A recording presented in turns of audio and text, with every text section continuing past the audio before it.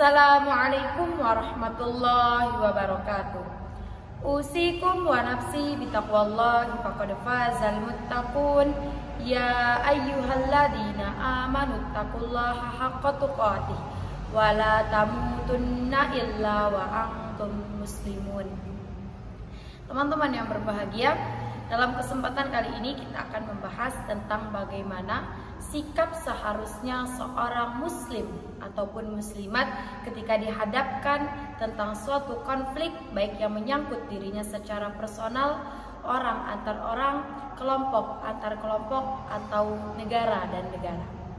Teman-teman yang berbahagia, di dalam Islam ketika ada dua atau lebih kelompok yang berkonflik, maka orang Islam itu datang sebagai penengah yang mendamaikan, yang memberikan solusi dan tidak memprovokasi yang sifatnya akan menjatuhkan satu atau dua belah pihak yang berkonflik.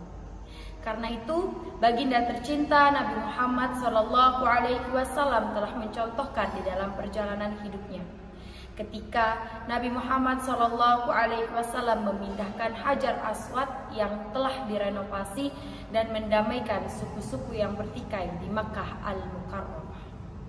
Pun demikian ketika baginda tercinta Nabi Muhammad SAW hijrah dari kota Makkah ke kota Yathrib yang sekarang kita kenal dengan Madinah Al-Munawwarah, di mana baginda tercinta Nabi Muhammad SAW mendamaikan dua suku yang berkonflik selama 6 abad lamanya, yakni antara suku Aus dan suku Khazraj, di mana telah banyak pertumpahan darah terjadi di antara konflik yang telah mereka perbuat.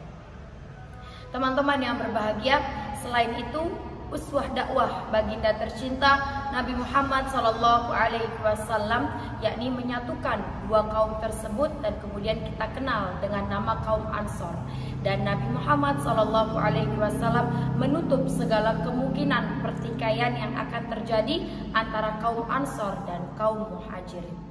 Karena itu, umat Islam ketika ada konflik ataupun suatu pertikaian baik secara global ataupun secara nasional, kita datang sebagai penengah yang memberikan kedamaian serta membangun konvensi-konvensi sosial yang sesuai dengan persetujuan kedua belah pihak. Sehingga itulah yang dinamakan dengan Islam yang akan melahirkan salam. Wassalamun alaiki yauma wulida wa yauma yamutu wa yauma yub'atsu hayya. Dan orang yang patuh taat sesuai dengan ketentuan syariatnya disebut dengan muslim, dan menjalankannya sesuai dengan ketentuan-ketentuan syariat itu disebut dengan silmi. Pada Quran surah Al-Baqarah ayat 208, ya ayyuhalladzina amanu dakhulu fis silmi kafah. Silmi itu artinya damai, ketentraman dan kenyamanan. Pada Quran surah Al-Hujurat ayat 9, Allah Subhanahu wa taala telah berfirman, wa in ta'ifatani minal mu'minina qatatalu fa aslihu bainahuma. Apabila ada di antara dua orang mukmin atau lebih yang sedang bertikai, maka damaikanlah. Sehingga Nabi Muhammad SAW pun telah mencontohkan bagaimana cara beliau menyikapi setiap persoalan-persoalan yang dihadapkan kepadanya ketika awal-awal dakwah baginda tercinta Nabi Muhammad SAW.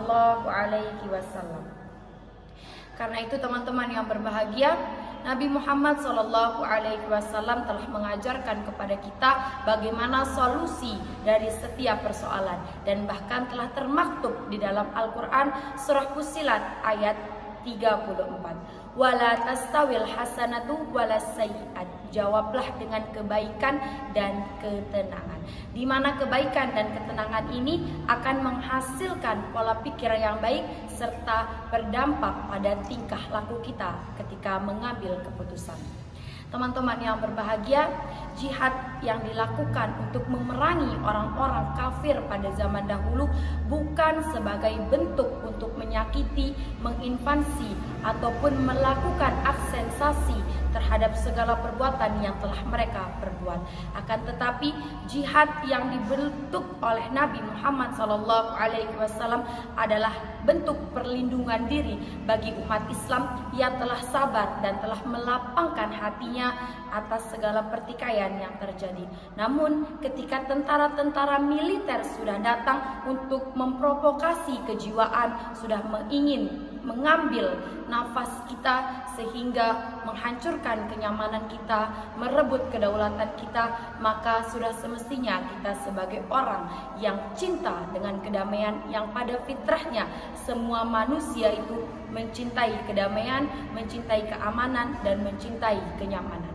Karena itu teman-teman, sikap kita sebagai seorang muslim untuk menghadapi konflik, baik itu secara personal ataupun secara umum dan secara kelompok ataupun negara antar negara, kita harus menjadi penengah yang menghasilkan kedamaian, yang memberikan solusi terbaik dari setiap permasalahan, bukan memprovokasi yang sifatnya menjatuhkan kedua belah pihak. Karena muslim yang sejati adalah muslim yang solutif dalam setiap persoalan, yang akan menghadirkan pencerahan, menghadirkan ketentraman dan kenyamanan dan kemajuan untuk zaman. Semoga apa yang saya sampaikan menjadi suatu hal yang bermanfaat, terkhusus untuk diri kita sendiri, dan kemudian bisa kita implikasikan ke dalam kehidupan berbangsa dan bernegara. Semoga bermanfaat. Wassalamualaikum warahmatullahi wabarakatuh.